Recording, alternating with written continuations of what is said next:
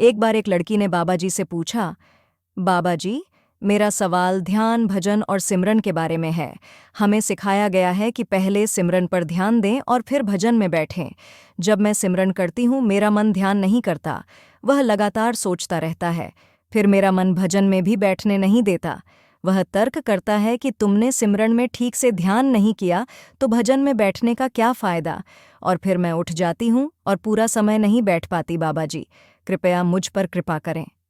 बाबा जी ने कहा, देखो, हमें मन को नियंत्रित करना चाहिए।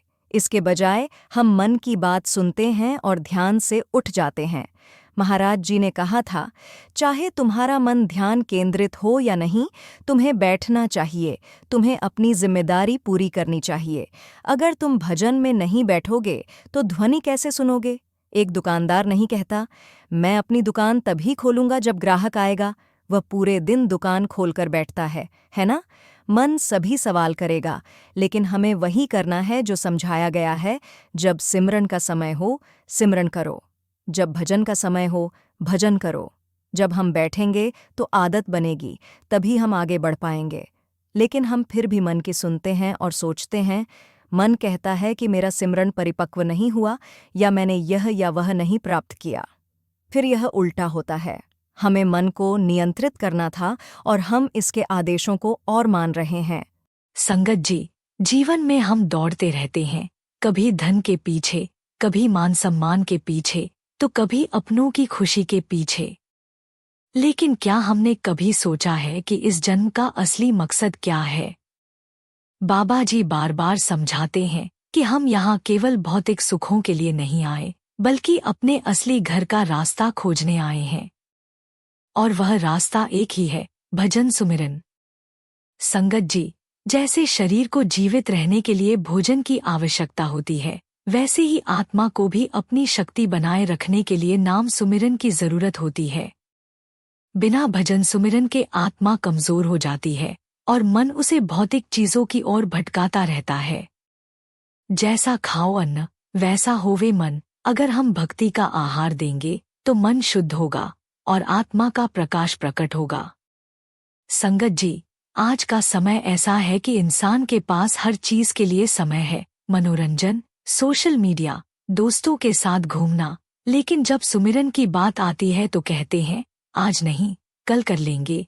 पर काल करे सो आज कर, आज करे सो अब वाली सीख को हम क्यों भूल जाते हैं? जब हमें सांसों की गिनती का ही भरोसा नहीं, तो यह आलस्य क्यों? संगत जी, यह दुनिया सिर्फ एक पड़ाव है, असली सफर आत्मा का है। बाबा जी हमें बार बार समझाते हैं कि 4 दिन की चांदनी, फिर अंधेरी रात, यानी यह सुख संपत्ति, मान सम्मान, रिश्ते नाते सब यहीं छूट जाने वाले हैं। अगर कुछ साथ जाएगा तो केवल नाम की कमाई। फिर भी हम क्यों माया के जाल में उलझे हुए हैं?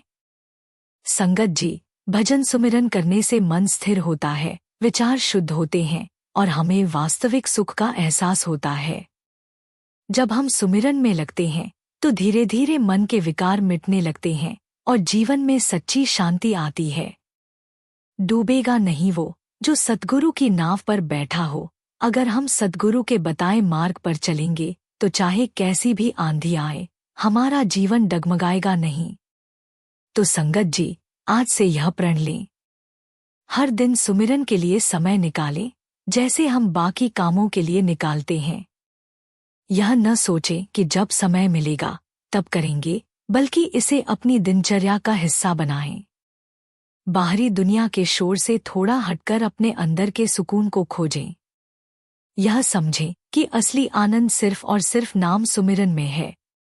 संगत जी, भजन सुमिरन ही वह साधन है जो हमारे जीवन को वास्तविक शांति, सुख और संतुलन प्रदान करता है।